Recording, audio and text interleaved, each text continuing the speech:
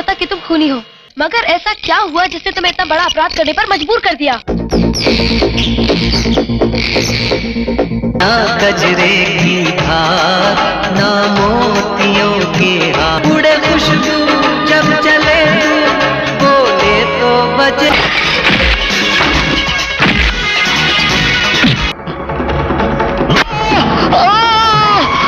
आइए, आप अंधे हैं क्या? जी, आप अंधे हैं क्या? टिप टिप बरसा पानी, अब तू ही बताओ सजन, मैं क्या करूं? मैं ये मशाल तुम्हारे हाथों में देना चाहता हूँ। जी हाँ, तुम्हें ये मशाल अपने हाथों में लेना होगा। तू चीज बड़ी है मस्त मस्त, तू चीज बड़ी है। सुबह से लेकर शाम तक मुझे प्यार करो। अब और नाटक मत करो रोमा, मर्दानगी दिखाने का इतना ही शौक है तो एक मर्द पे हाथ उठाओ।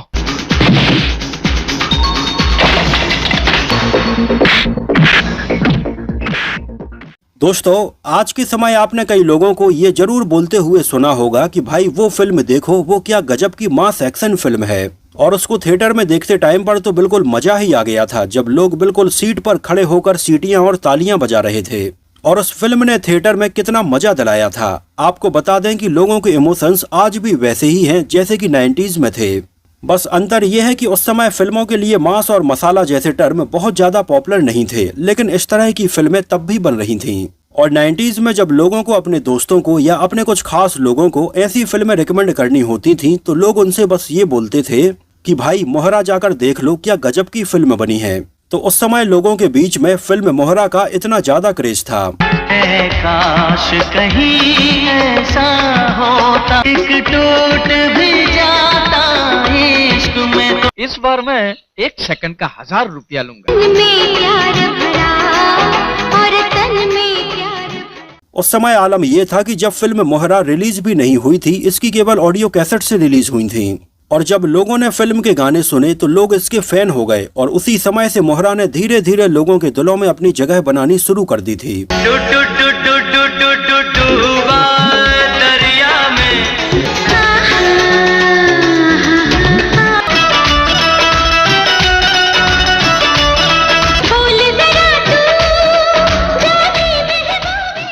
और फाइनली फिल्म मोहरा जब सिनेमा घरों में रिलीज हुई तो एक आइकॉनिक फिल्म बन गई और देखते ही देखते 90 के दशक की सबसे यादगार फिल्मों में इसको गिना जाने लगा, जिसको हम सही मायने में ये बोल सकते हैं कि ये बिल्कुल एक कंप्लीट फिल्म थी, जिसमें म्यूजिक तो बेहतरीन था ही, इसके साथ ही साथ एक्शन भी लाजवाब था।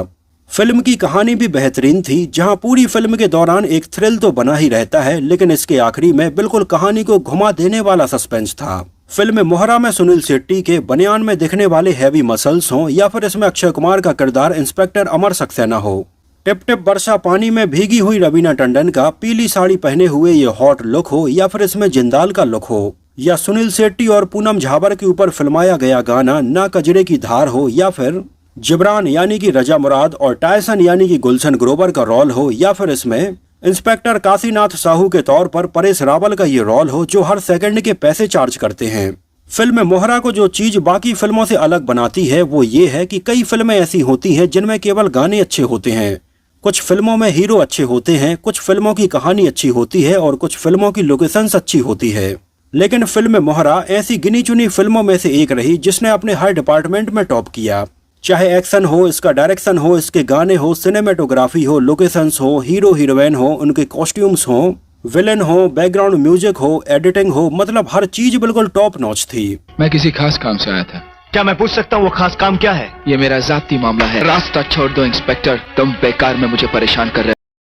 और यही एक रीजन है कि आज इतने साल बाद भी फिल्म मोहरा का एक एक सीन, एक एक डायलॉग, इसके एक एक गाने लोगों को बखूबी याद हैं। और वैसे तो फिल्म मोहरा के इतने फैन हैं कि आपने न जाने कितनी बार ये फिल्म यूट्यूब पर या टीवी पर आती हुई जरूर देखी होगी। और आप में से कई लोगों को फिल्म के बारे में कई अनसुनी बातें भी पता होंगी, लेकिन इस वीडियो में हम गारंटी के साथ में कई ऐसी बातें बताने वाले हैं जिनके बारे में फिल्म मोहरा के डाई हार्ड फैंस भी नहीं जानते होंगे। कमल हसन की आखिर कौन सी फिल्म का मोहरा से संबंध रहा और उनकी फिल्म का एग्जैक्ट कौन सा सीन हमें इसमें देखने के लिए मिलता है। सुनील शेट्टी के ये जेल वाले सीन आखिर कौन सी रियल जेल में रियल कैदियों के बीच में शूट किए गए। उन दिनों इसमें सुनील शेट्टी के द्वारा पहनी गई इस जैकेट का लोगों के बीच में कितना क्रेज था और कब और कौन से सीन में रवीना टंडन को फिल्म के सेट पर उस समय दिव्या भारती नजर आई थी, ऐसी और भी तमाम बातें हैं जिनके बारे में हम आपको इस वीडियो में डिटेल से बताएंगे। देखिए, मोहरा जैसी फिल्में कुछ ऐसी होती हैं जो बस बन जाती हैं, और अगर आज के टाइम पर खुद इसके डायरेक्टर दोबारा से ऐसी फिल्म बनाने की कोशिश करेंगे तो वो भी इसको ऐसा नहीं बना पाएंगे। ये कुछ ना कुछ ऐसा होता है जब हर चीज बिल्कुल फिल्म के फेवर में होती हुई चली जाती है, और ये मैजिक केवल एक बार ही क्रिएट हो पाता है। 1994 में बरसात का मौसम था और चारों तरफ टिप टिप बरसा पानी हमें सुनने के लिए मिल रहा था। जहां देखो वहां झमाझम बारिश हो रही थी और चारों तरफ हरियाली हरियाली ही नजर आ रही थी। ऐसे सुनहरे मौसम में 1 जुलाई 1994 को फिल्म मोहरा सिनेमा घरों में रिलीज होती है, जहां इसमें हीरो से लेकर विलेन और सपोर्टिंग एक्टर्स तक एक लंबी चौड़ी स्टार कास्ट देखने के लिए मिली थी। और ये कुछ वैसी ही थी जो कि हमें इसके डायरेक्टर राजीव राय की पिछली फिल्मों में भी देखने के लिए मिली थी, चाहे उनके द्वारा बनाई गई फिल्म त्रिदेव हो या फिर विश्वात्मा हो। ये दोनों ही मल्टी स्टारर फिल्में थीं और कई विलेन इसमें हमें देखने के लिए मिले थे और कई बेहतरीन गाने भी सुनने के लिए मिले थे। तो फिल्म मोहरा भी कुछ उसी लीग को फॉलो करती हुई फिल्म थी, जहां इसकी कहानी राजीव राय ने शब्बीर बॉक्सवाला के साथ में मिलकर लिखी थी। और राजीव राय की पिछली फिल्मों त्रिदेव और विश्वात्मा के जैसे ही नसरुद्दीन साहब भी इसमें नजर आए थे।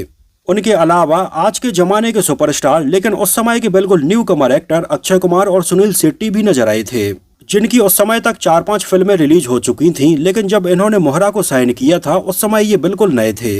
इनके अलावा इसमें रवीना टंडन, पूनम झाबर, रजा मुराद, परेश रावल, गुलशन ग्रोवर, सदाशिव अमरापुरकर, कुलभूषण खरबंडा, अवतार गिल, तेज सप्रू, रज्जाक खान और विश्वजीत प्रधान जैसे सपोर्टिंग एक्टर्स भी नजर आए थे।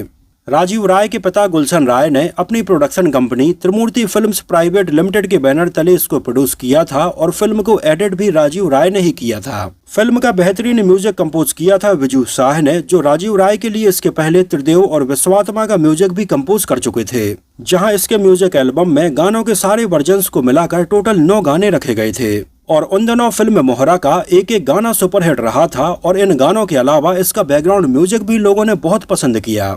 ये बेहतरीन गाने थे टिप टिप बरसा पानी, तू चीज बड़ी है मस्त मस्त, ना कजरे की धार, सुबह से लेकर शाम तक, काश कहीं ऐसा होता और दिल हर कोई देता है।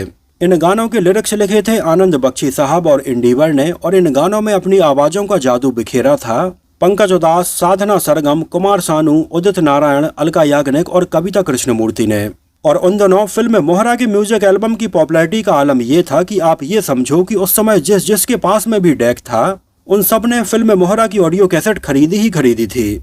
जहां उन दिनों ऑडियो कैसेट्स की दुकानों पर नॉन स्टॉप फिल्म मोहरा के गाने बजते ही रहते थे और लोग लाइन लगाकर इन कैसेट्स को खरीदने के लिए आते थे। और आलम यह था कि उस समय देखते ही देखते फिल्म मोहरा के म्यूजिक एल्बम की लगभग 45 लाख से भी ज्यादा ऑडियो कैसेट से सेल हो गई थी। और देखते ही देखते पूरे 1994 में फिल्म मोहरा का म्यूजिक एल्बम सबसे ज्यादा बिकने वाली ऑडियो कैसेट्स की लिस्ट में दूसरे नंबर पर आ गया। आपको बता दें कि 1994 में सबसे ज्यादा ऑडियो कैसेट से सेल हुई थी हम आपके हैं कौन की। लेकिन आज भी फिल्म मोहरा के म्यूजिक एल्बम की गिनती बॉलीवुड के 100 ग्रेटेस्ट म्यूजिक एल्बम्स में होती है। वीनस रिकॉर्ड्स एंड टेप्स पर इसकी ऑडियो कैसेट आई थी और आगे चलकर इसके गानों को अलग अलग फिल्मों में रीमेक करके भी यूज किया गया। इसके बारे में हम आगे बात करेंगे। फिलहाल एक नजर डालते हैं इसके बजट और बॉक्स ऑफिस कलेक्शन के ऊपर। तो फिल्म का टोटल बजट रखा गया था लगभग 3 करोड़ 75 लाख रुपए, जो 1994 के हिसाब से एक अच्छा खासा बजट था। और मोहरा ने उस समय इंडिया में कलेक्शन किया था लगभग 12 करोड़ रुपए, और वर्ल्ड वाइड में तो फिल्म मोहरा ने लगभग 23 करोड़ रुपए का कलेक्शन किया था। और ये इस साल आई एक ब्लॉकबस्टर फिल्म रही थी, जिसको उस समय लगभग 220 स्क्रीन्स पर रिलीज किया गया था। और ये सिनेमा हॉल में देखने के लिए उस समय लगभग 2 करोड़ 15 लाख लोग आए थे। और फिल्म मोहरा इस साल सबसे ज्यादा पैसे कमाने वाली फिल्मों की लिस्ट में दूसरे नंबर पर रही थी। वैसे 1994 में कमाई के मामले में पहले नंबर पर फिल्म रही थी हम आपके हैं कौन। 1994 में सूरज बड़जात्या के द्वारा डायरेक्ट की गई ये पारिवारिक फिल्म उस समय 1994 की बाकी फिल्मों से एक बहुत बड़े मार्जिन से आगे रही। और कई क्रिटिक्स का ये कहना है कि अगर उस समय हम आपके हैं कौन रिलीज नहीं होती तो पैसे कमाने के मामले में मोहरा बहुत ज्यादा आगे होती। खैर फिर भी मोहरा उस समय बिल्कुल जबरदस्त हिट रही थी। खैर इस साल इन दोनों ही फिल्मों के अलावा तीसरे नंबर पर फिल्म थी क्रांतिवीर, चौथे नंबर पर थी राजा बाबू और 5वें नंबर पर थी मैं खिलाड़ी तू अनाड़ी। और फिल्म मोहरा को वाकई में लोगों ने इतना ज्यादा पसंद किया कि इसको IMDb पर लगभग 9000 से भी ज्यादा लोगों ने 7 आउट ऑफ 10 रेटिंग दी हुई है। आपको बता दें कि सुनील शेट्टी ने जब फिल्मों में अपनी एंट्री नहीं की थी तो इसके पहले से भी डायरेक्टर राजीव राय सुनील शेट्टी के बहुत अच्छे दोस्त रहे हैं। यहाँ तक कि उस समय जैकी श्रॉफ भी इन दोनों के बहुत अच्छे दोस्त थे और ये तीनों अक्सर साथ साथ घूमा करते थे। हालांकि राजीव राय इस समय तक जैकी श्रॉफ के साथ में युद्ध और त्रिदेव जैसी फिल्मों में तो काम कर चुके थे, लेकिन सुनील शेट्टी के साथ में उन्होंने काम नहीं किया था। इसका एक रीजन ये था, राजीव राय ने खुद ही बताया, सुनील शेट्टी उनके हमेशा से ही बहुत अच्छे दोस्त रहे हैं और खुद राजीव राय ये चाहते थे कि सुनील शेट्टी मल्टी स्टारर से नहीं बल्कि एक सोलो हीरो वाली फिल्म से अपना डेब्यू करें। इस वजह से उन्होंने अपनी फिल्मों में सुनील शेट्टी को नहीं लिया था। खैर 1989 में राजीव राय ने एक बड़े बजट की फिल्म त्रिदेव बनाई जो उस समय अच्छी खासी चली। इसी को ध्यान में रखते हुए आगे चलकर उन्होंने विश्वात्मा में त्रिदेव से भी ज्यादा पैसे लगाए और ये और बड़े बजट में बनाई, जहां उस समय फिल्म विश्वात्मा के कई सीन केन्या जैसी लोकेशंस पर जाकर शूट किए गए और फिल्म के ऊपर अच्छा खासा पैसा लगाया गया। और जब फिल्म विश्वात्मा रिलीज हुई तो फिल्म लोगों ने पसंद तो की, लेकिन ये उतने ज्यादा पैसे नहीं कमा पाई जितने की राजीव राय उम्मीद कर रहे थे। तो उस समय फिल्म विश्वात्मा के राजीव राय की उम्मीद से कम प्रदर्शन की वजह से उन्होंने सोचा कि अपनी अगली फिल्म वो थोड़ी कम बजट में बनाएंगे। खैर 1992 में आई फिल्म विश्वात्मा के बाद राजीव राय ये चाहते थे कि वो फिल्म मोहरा नहीं बल्कि अमिताभ बच्चन के साथ में एक फिल्म बनाएं। यहाँ तक कि उनके पिता गुलशन राय भी इस बात के सपोर्ट में थे कि उन्हें अमिताभ बच्चन के साथ में एक फिल्म बनानी चाहिए। यहाँ तक कि उन दिनों राजीव राय के पास में अमिताभ बच्चन के लिए इस फिल्म की एक कहानी भी आ चुकी थी, जो कहानी लिखी थी आज के टाइम की जानी मानी कॉमेडी फिल्मों के डायरेक्टर अनीस बाज़मी ने, जो उन दिनों फिल्मों की कहानी लिख रहे थे, फिल्में डायरेक्ट नहीं कर रहे थे। और उस समय अनीस बाज़मी के द्वारा सुनाई गई इस कहानी का आइडिया राजीव राय को बहुत ज्यादा पसंद आया और वो तुरंत इसको बनाने के लिए तैयार हो गए। लेकिन इस बारे में राजीव राय का ये कहना था कि ये कहानी वो तभी बनाएंगे जब इसमें अमिताभ बच्चन काम करेंगे, क्योंकि उनका सोचना ये था कि ये रोल बहुत ही अलग था और अमिताभ बच्चन के अलावा शायद ही इसको कोई और बेहतर तरीके से निभा पाएगा। लेकिन उन दोनों अमिताभ बच्चन अपनी जो पेंडिंग फिल्में थीं उनको कंप्लीट करने में काफी बिजी थे और आगे चलकर वो बॉलीवुड फिल्मों से एक ब्रेक लेने की सोच रहे थे। और उस समय अमिताभ बच्चन कोई भी नई फिल्म साइन नहीं कर रहे थे। इस वजह से उस समय राजीव राय की ये फिल्म अमिताभ बच्चन के साथ में नहीं बन पाई। तो उस समय राजीव राय ने किसी और एक्टर के साथ में फिर ये कहानी बनाई ही नहीं। खैर उन दिनों राजीव राय अपनी फिटनेस के ऊपर भी काफी ध्यान दे रहे थे और शब्बीर बॉक्सवाला और सुनील शेट्टी के साथ में जिम भी जाते थे। तो एक दिन यहीं पर जिम करते हुए शब्बीर बॉक्सवाला ने राजीव राय को फिल्म मोहरा की इस कहानी का बेसिक आइडिया सुनाया, जहां उन्होंने कहानी के बारे में बस इतना आइडिया सुनाया था कि जिंदाल नाम का एक व्यक्ति जो कि अंधा नहीं है और अंधे बनने का नाटक करता है और जेल से एक कैदी को रिहा करवाकर उसको अपना मोहरा बनाकर अपने रास्ते के गुंडों को कैसे साफ करवाता है। उस समय राजीव राय को कहानी का ये आइडिया बहुत ज्यादा पसंद आया, खासकर से इसमें जो सस्पेंस रखा गया था वो तो उनको बहुत ज्यादा पसंद आया। और बस इन दोनों ने मिलकर फिल्म की बाकी कहानी, इसके किरदारों और सिचुएशन के ऊपर काम करना शुरू कर दिया। और इस तरह से अगले 6 महीने में इन दोनों ने मिलकर फिल्म मोहरा की पूरी कहानी, स्क्रीन प्ले और एक एक डायलॉग्स तैयार कर लिए। और सबसे पहले राजीव राय ने इसमें अपने लकी चार्म नसरुद्दीन शाह को ही साइन किया, जिनके साथ में उन्होंने त्रिदेव और विश्वात्मा में भी काम किया था। और उनको साइन करने को लेकर उनका ये सोचना था कि नसरुद्दीन शाह ने उनकी पिछली फिल्मों में पॉजिटिव रोल निभाए हैं, लेकिन मोहरा में नसरुद्दीन शाह का जब ये नेगेटिव रोल वाला सरप्राइज लोगों के सामने आएगा तो वाकई में लोग शॉक्ड हो जाएंगे। और जब तक नसरुद्दीन शाह का ये सरप्राइज ओपन नहीं होगा तब तक लोगों को इस बात पर यकीन होगा कि ये पॉजिटिव रोल ही निभा रहे होंगे। वैसे आपको बता दें कि पहले फिल्म में डैनी डेंगजोंगपा को भी अप्रोच किया गया था इंस्पेक्टर काशीनाथ साहू यानी कि परेश रावल वाले रोल के लिए, लेकिन उस समय डैनी ये चाहते थे कि फिल्म में वो नसरुद्दीन शाह वाला रोल निभाएं। लेकिन राजीव राय किसी भी कीमत पर नसरुद्दीन शाह को रिप्लेस करने के लिए तैयार नहीं थे और फाइनली डैनी डेंगजोंगपा ने ये फिल्म छोड़ दी थी। उस समय विशाल अग्निहोत्री वाले रोल के लिए राजीव राय के दिमाग में उनके दोस्त सुनील शेट्टी का ही नाम था, जिसके लिए उन्हें बिल्कुल एक बॉडी बिल्डर और मस्कुलर हीरो की जरूरत थी और सुनील शेट्टी में वो सारी चीजें थीं। उन दोनों सुनील शेट्टी फिल्म वक्त हमारा है की शूटिंग कर रहे थे और राजीव राय उनसे मिलने के लिए इसी फिल्म के सेट पर पहुंचे, जहां फिल्म वक्त हमारा है में अक्षय कुमार और सुनील शेट्टी के बीच में कॉलेज वाला ये फाइट सीन शूट हो रहा था। और यहाँ पर राजीव राय ने सुनील शेट्टी और अक्षय कुमार को ऐसे लड़ते हुए देखा और इन दोनों की फिजिक और इनकी केमिस्ट्री उन्हें बहुत ज्यादा पसंद आई। खैर सुनील शेट्टी को तो वो ऑलमोस्ट पहले ही फाइनल कर चुके थे, लेकिन वक्त हमारा है कि सेट पर उन्हें सुनील शेट्टी और अक्षय कुमार की ये स्क्रीन प्रेजेंस बहुत ज्यादा पसंद आई। जहां अक्षय कुमार की हाइट, पर्सनालिटी और उनके लुक को देखकर राजीव राय इतने प्रभावित हुए कि उन्होंने अक्षय कुमार को फिल्म मोहरा के लिए साइन कर लिया। दिव्या भारती को भी उन्होंने साइन कर लिया और जो रोल फाइनली फिल्म में रवीना टंडन ने निभाया है उसके लिए पहले दिव्या भारती को साइन किया गया था। हालांकि आपको बता दें कि उन दिनों राजीव राय ने रवीना टंडन वाले इस रोल के लिए दिव्या भारती के पहले भी श्रीदेवी जी को अप्रोच किया था, लेकिन उन दिनों श्रीदेवी जी सलमान खान के साथ में अपनी फिल्म चंद्रमुखी की शूटिंग कर रही थीं और उस समय सुनील शेट्टी और अक्षय कुमार जैसे नए एक्टर के साथ में वो काम करना नहीं चाहती थीं। इस वजह से श्रीदेवी जी से बात नहीं बन पाई और फाइनली उनकी जगह पर इसमें दिव्या भारती को लिया गया था। और आपको बता दें कि उस समय दिव्या भारती ने लगभग 5 दिनों तक फिल्म मोहरा के लिए शूटिंग भी की थी। यहाँ पर आपको एग्जैक्ट दिन अगर बताएं तो 1 मार्च से लेकर 5 मार्च 1993 तक लगभग 5 दिन तक दिव्या भारती ने फिल्म की शूटिंग की। ये फिल्म का पहला ही सीन था जब सुनील शेट्टी जेल में होते हैं और उन्हें गुंडों से बचाते हैं। यहाँ पर उस समय दिव्या भारती के द्वारा शूट किए गए इस सीन की आप ये कुछ क्लिप और फोटोग्राफ्स भी देख सकते हैं। फिल्म मोहरा का ये सीन उस समय दिव्या भारती जी की मृत्यु के ठीक 1 महीने पहले शूट हुआ था, लेकिन आगे चलकर 5 अप्रैल 1993 को दिव्या भारती जी की मृत्यु हो गई थी और फिल्म मोहरा बीच में ही बंद हो गई। उस समय अचानक से दिव्या भारती के साथ में हुए इस हादसे के बारे में जब मोहरा के एक्टर्स को पता चला तो हर कोई शॉक्ड हो गया था, खासकर से सुनील शेट्टी जिन्होंने इसके पहले दिव्या भारती जी के साथ में फिल्म बलवान में भी काम किया था और फिल्म मोहरा में उन्होंने दिव्या भारती जी के साथ में 5 दिनों तक शूटिंग भी की थी।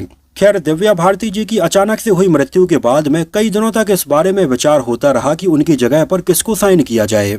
उस समय राजीव राय के दिमाग में इस रोल के लिए कई हीरोइनों के नाम थे, लेकिन सबसे पहला नाम था काजोल का। उस समय राजीव राय को ये लग रहा था कि इस रोल में दिव्या भारती की जगह पर अब काजोल सही रहेंगी और इस रोल के लिए उन्होंने काजोल को अप्रोच किया, इसकी कहानी सुनाई और ये काजोल को काफी पसंद भी आई। लेकिन जब काजोल को पता चला कि इसके कुछ गानों में उन्हें भारी भरकम डांस स्टेप करने होंगे तो इसको लेकर काजोल पीछे हट गईं, क्योंकि उस समय काजोल का ये सोचना था कि वो इसमें इतने भारी भरकम डांस नहीं कर पाएंगी और टिप टिप बरसा पानी पर तो और भी नहीं कर पाएंगी। इस वजह से उस समय काजोल ने इसमें काम करने से मना कर दिया था, लेकिन राजीव राय ने मोहरा के बाद में आगे चलकर काजोल के साथ में फिल्म गुप्त बनाई थी। खैर, फिल्म मोहरा के लिए काजोल के मना कर देने के बाद इस रोल के लिए एक समय ऐश्वर्या राय के नाम के ऊपर भी विचार किया गया, लेकिन वो उन दिनों मिस वर्ल्ड की तैयारी कर रही थी, इस वजह से इसमें काम नहीं कर पा रही थी। यहाँ तक कि उस समय इस रोल के लिए मनीषा कोइराला को भी अप्रोच किया गया, जो उन दिनों 1942 अ लव स्टोरी फिल्म की शूटिंग कर रही थी।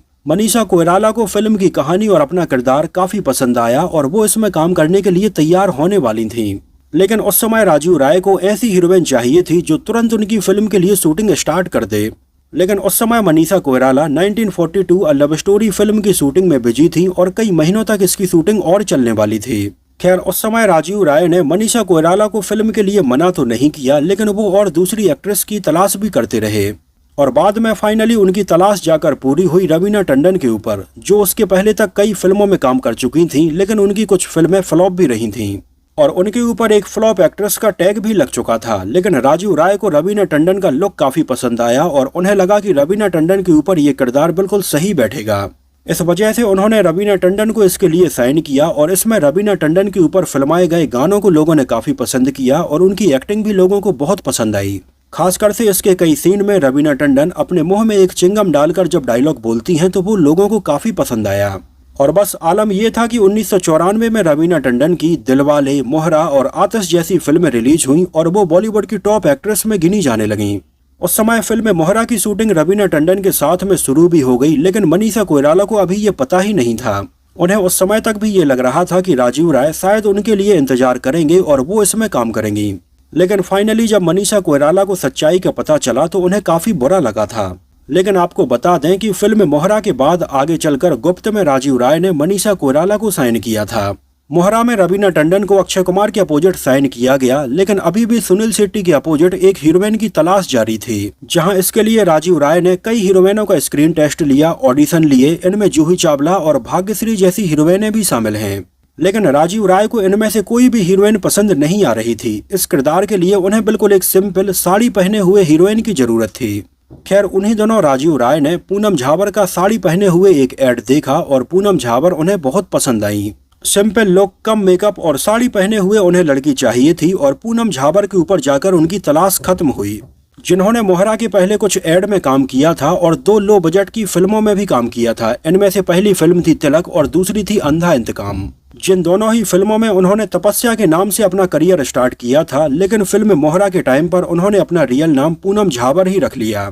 जहां फिल्म मोहरा के फ्लैशबैक सीन में पूनम झाबर हमें सुनील शेट्टी के साथ में ना कजरे की धार गाने में और एक सीन में नजर आईं। लेकिन आपको बता दें कि फिल्म मोहरा में ना कजरे की धार गाने में काम करने के बाद भी पूनम झाबर बहुत ज्यादा पॉपुलर हो गई थीं और बाकायदा लोग उन्हें उनके नाम से जानने लगे थे। वैसे आपको बता दें कि पहले पूनम झाबर वाला ये रोल काफी बड़ा होने वाला था। जहां सुनील शेट्टी के फ्लैशबैक वाले इस सीन में उनके पहले कई और सीन भी होने वाले थे, लेकिन उस समय दिव्या भारती जी की मृत्यु के बाद में राजीव राय ने इसके स्क्रीन प्ले में बदलाव किया और ये डिसाइड किया कि इसके फ्लैशबैक सीन वो थोड़ी कम दिखाएंगे और मेन कहानी को आगे बढ़ाएंगे।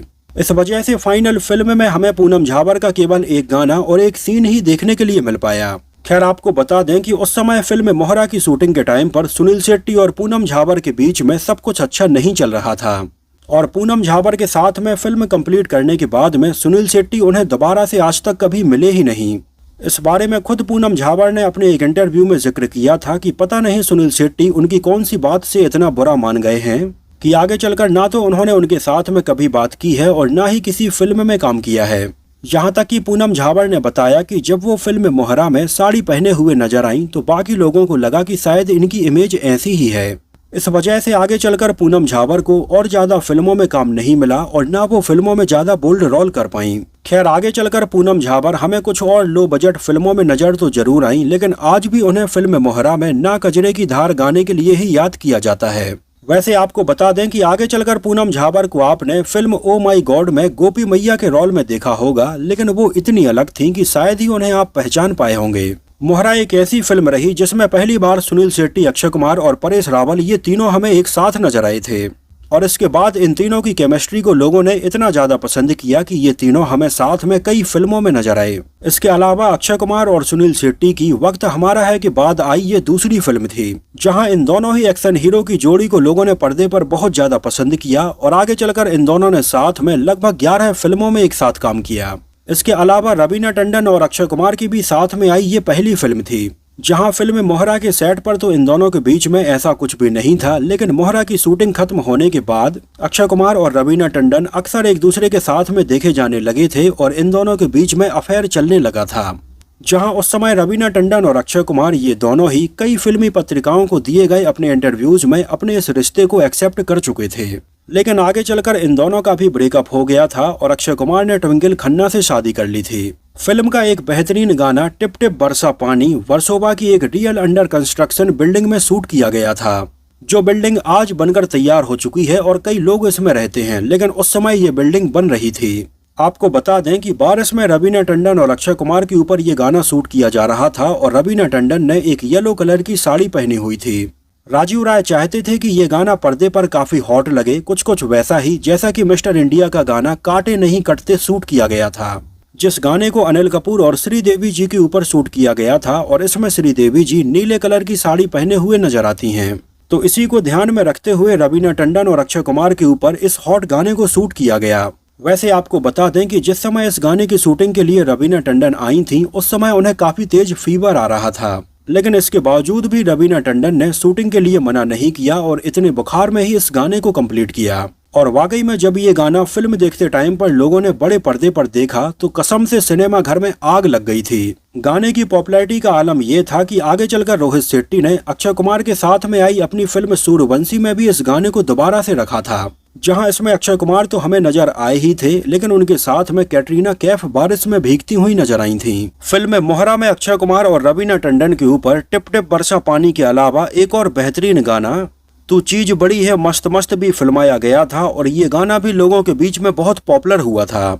आपको बता दें कि जिस समय इस गाने की शूटिंग हो रही थी उस समय रवीना टंडन इस गाने के लिए लगातार सुबह से प्रैक्टिस कर रही थीं। इसी चक्कर में रवीना टंडन ने कुछ खाया नहीं और जब इस गाने की वो शूटिंग कर रही थीं तो सेट पर बेहोश होकर गिर पड़ी, जहां तुरंत क्रू मेंबर्स उन्हें वहां से उठाने के लिए दौड़े, उन्हें लटाया गया और थोड़ी देर बाद उन्हें होश आया। और उस समय इस गाने की शूटिंग लगभग 2 घंटे के लिए बीच में रोकनी पड़ी थी और जब रवीना टंडन ठीक हो गई तो दोबारा से उन्होंने इसके लिए शूट किया। वैसे फिल्म मोहरा को लेकर अक्सर अक्षय कुमार और सुनील शेट्टी के फैंस में ये बहस चलती रहती है कि इसमें लीड रोल आखिर किसका था। जहां अक्षय कुमार के फैंस का ये कहना है कि अक्षय कुमार इसमें लीड रोल में थे और उनके ऊपर फिल्म के कई बेहतरीन गाने भी फिल्माए गए।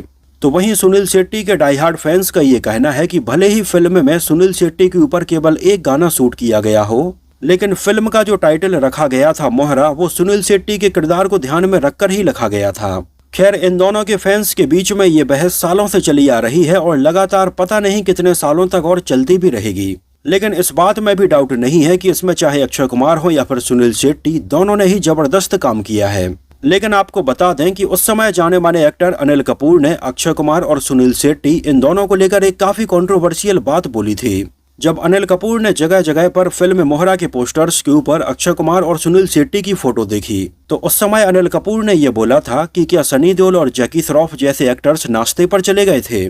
जो राजीव राय ने घबरा कर इन दोनों एक्टर्स के साथ में ये फिल्म बना दी है, जो एक्टर कम और बॉडी बिल्डर ज्यादा लगते हैं, जिन्हें देखकर बस ऐसी फीलिंग आती है कि ये 50% एक्टर हैं और 50% बॉडी बिल्डर हैं। और ऐसा लगता है कि मानो राजीव राय ने इन दोनों ही आधे आधे एक्टर्स को मिलाकर एक एक्टर का काम करवाया है। हालांकि उस समय अनिल कपूर की इस बात पर सुनील शेट्टी बहुत ज्यादा भड़क गए थे और वो काफी सालों तक अनिल कपूर से गुस्सा रहे थे। दिव्या भारती ने इसमें सुनील शेट्टी के साथ में 5 दिनों का ये जेल वाला सीन शूट कर लिया था और जब सेम यही सीन रवीना टंडन के साथ में दोबारा से शूट किया जाना था, तो उस समय रवीना टंडन ये सीन शूट करने में थोड़ी झिझक रही थीं और इस सीन को शूट करते टाइम पर उनके दिमाग में कहीं ना कहीं दिव्या भारती ही चल रही थीं। यहाँ तक कि कई बार तो उन्हें ऐसा आभास होता था कि मानो दिव्या भारती वहीं फिल्म के सेट पर उनके साथ में मौजूद हों। वैसे आपको बता दें कि फिल्म मोहरा में देखने के लिए मिला जेल वाला ये सीन बिल्कुल रियल जेल में शूट किया गया है, जो कि कर्नाटका का बेलगाम जेल है, जिसको हिंडालगा सेंट्रल जेल के नाम से भी जाना जाता है, जो भारत की बहुत ही पुरानी और सबसे बड़ी जेलों में गिनी जाती है, जिसको अंग्रेजों ने 1923 में बनवाया था। यहाँ फिल्म मोहरा के पहले ही सीन में आप देख सकते हैं कि यहाँ पर कन्नड़ा भाषा में जेल का नाम भी लिखा हुआ है और यहाँ पर स्क्रीनशॉट के माध्यम से आप मैच करके देख सकते हैं कि फिल्म के सीन बिल्कुल रियल जेल में शूट किए गए हैं। यहाँ तक कि आपको बता दें कि जब यहाँ पर इस जेल में फिल्म की शूटिंग चल रही थी तो कुछ रियल कैदी को भी इसमें लिया गया था। इसके अलावा फिल्म का एक बेहतरीन गाना सुबह से लेकर शाम तक अक्षय कुमार और रवीना टंडन के ऊपर फिल्माया गया था। आपको बता दें कि इस गाने की शूटिंग आंध्र प्रदेश में गंगावरम बीच पर हुई है, जो बीच बहुत ही खूबसूरत है और यहाँ पर हमें बड़े बड़े पत्थर डले हुए नजर आ रहे हैं। वैसे आपको बता दें कि ये एग्जैक्ट वही लोकेशन है जहाँ साल 1981 में आई कमल हसन और रति अग्निहोत्री की फिल्म एक दूजे के लिए के भी कई सीन शूट किए गए थे और इसका क्लाइमैक्स भी यहीं पर फिल्माया गया था।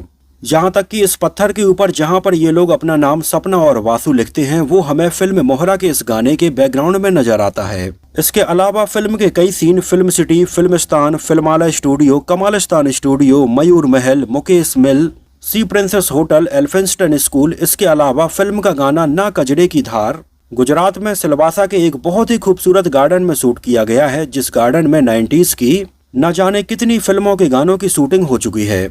तो वहीं फिल्म का क्लाइमैक्स सीन हैदराबाद के कुतुबशाही टॉम्स में शूट किया गया है, जिस सेम लोकेशन पर और भी कई फिल्में शूट हुई हैं, जैसे कि साजन चले ससुराल का क्लाइमैक्स भी सेम यहीं पर फिल्माया गया है। फिल्म मोहरा जब रिलीज हुई तो उस समय सुनील शेट्टी के द्वारा पहनी गई इसमें ये जैकेट लोगों के बीच में बहुत ज्यादा पॉपुलर हो गई थी। फिल्म मोहरा के म्यूजिक को लेकर विजू शाह ने बताया कि विश्वात्मा बॉक्स ऑफिस पर उतना अच्छा कलेक्शन नहीं कर पाई। इस वजह से उस समय कई लोग राजीव राय से ये बोलने लगे थे कि इस बार उन्हें म्यूजिक कंपोजर के तौर पर विजू शाह को नहीं बल्कि नदीम श्रवण को लेना चाहिए, जो कि हिट म्यूजिक देते हैं। लेकिन फिर भी राजीव राय ने विजू शाह के ऊपर भरोसा दिखाया और उन्हें फिल्म मोहरा के लिए भी लिया। यहाँ आपको एक बात और बताते चलें कि फिल्म का जो बहुत ही पॉपुलर गाना था ना कजरे की धार, वो एक्चुअली विजू शाह ने कंपोज नहीं किया था।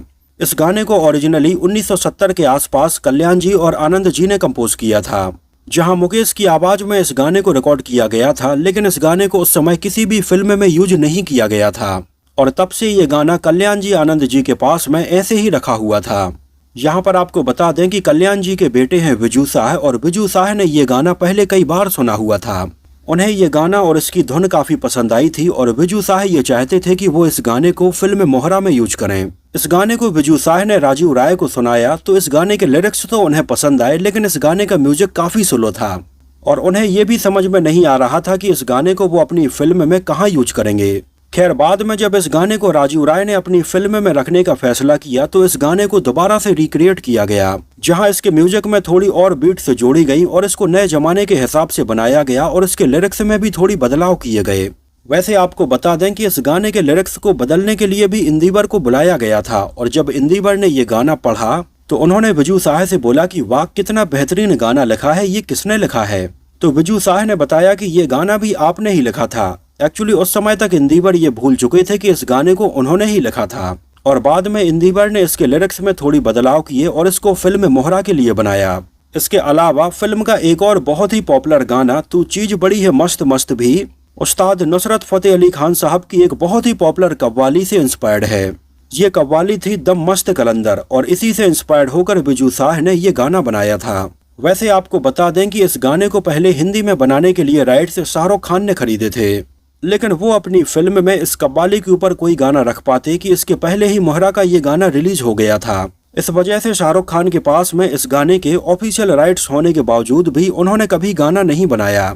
यहाँ तक कि आपको बता दें कि फिल्म मोहरा का एक और पॉपुलर गाना ए काश कहीं ऐसा होता, एक्चुअली में इस गाने को उस समय दिलीप कुमार साहब के द्वारा डायरेक्ट की जाने वाली फिल्म कलिंगा के लिए कंपोज किया गया था, लेकिन उस समय दिलीप कुमार साहब ने इस गाने को कलिंगा में यूज नहीं किया था और ये गाना ऐसे ही बचा हुआ था।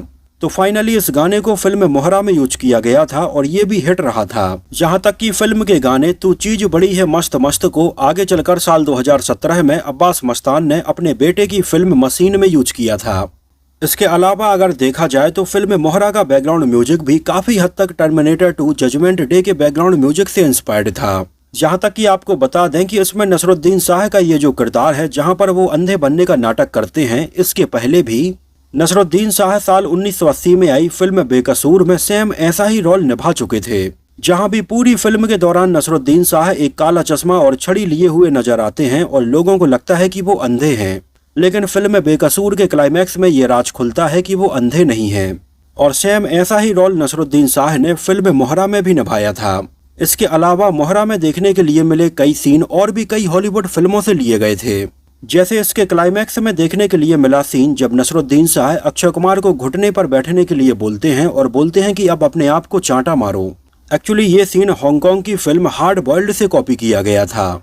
इसके अलावा फिल्म का एक और खतरनाक सीन जब सुनील शेट्टी एक एक करके कई लोगों को चाकू से मार देते हैं। एक्चुअली ऐसा ही सीन हमें हॉलीवुड फिल्म सडन इम्पैक्ट में भी देखने के लिए मिला था और वहीं से इंस्पायर्ड होकर इस सीन को इसमें रखा गया। हालांकि सडन इम्पैक्ट में हीरो इन सारे लोगों को गोली से मारता है, लेकिन फिल्म मोहरा में इसको और ज्यादा डरावने तरीके से दिखाने के लिए सुनील शेट्टी चाकू से इन सबको मारते हैं। राजीव राय की फिल्मों की सबसे खास बात होती थी उनकी फिल्मों में विलेंस के नाम ये बड़े ही अजीबो गरीब होते थे। जैसे विश्वात्मा में अमरीश पुरी जी के किरदार का नाम था अजगर जुर्राट, ठीक वैसे ही मोहरा में भी हमें कुछ ऐसे ही नाम सुनने के लिए मिले थे, जैसे जिंदाल, जिब्रान, टाइसन, जैक्सन और ऐसे कई और भी नाम थे। तो ओवरऑल फिल्म मोहरा बिल्कुल एक कंप्लीट पैकेज फिल्म थी जिसने लोगों को बहुत ज्यादा एंटरटेन किया था। यहाँ तक कि आज इतने साल बाद भी जब ये फिल्म टीवी पर आती है तो हम ये फिल्म देखने लग जाते हैं। और मुझे तो फिल्म मोहरा बहुत ज्यादा पसंद आई थी और इसके गाने भी मुझे बहुत ज्यादा पसंद आए थे। आप लोगों को ये फिल्म कैसी लगी थी, इसके बारे में आपके क्या ख्याल हैं? और अगर इसको आप में से किसी ने उस समय सिनेमा हॉल में देखा हो तो हमें सिनेमा हॉल का नाम और शहर का नाम भी जरूर बताना। और अगर फिल्म से जुड़ी हुई आपकी कुछ विशेष यादें हैं तो उनको भी हमारे साथ में कमेंट सेक्शन में जरूर शेयर कीजिए। तो फिलहाल के लिए इस वीडियो में इतना ही। अगर ये वीडियो आपको पसंद आया हो, मेरी मेहनत आपको पसंद आई हो, तो इसको प्लीज लाइक करके मुझे इस बात का जवाब जरूर दीजिए। तो मिलते हैं किसी नए वीडियो में कुछ और ऐसी ही इंटरेस्टिंग और रोचक बातों के साथ।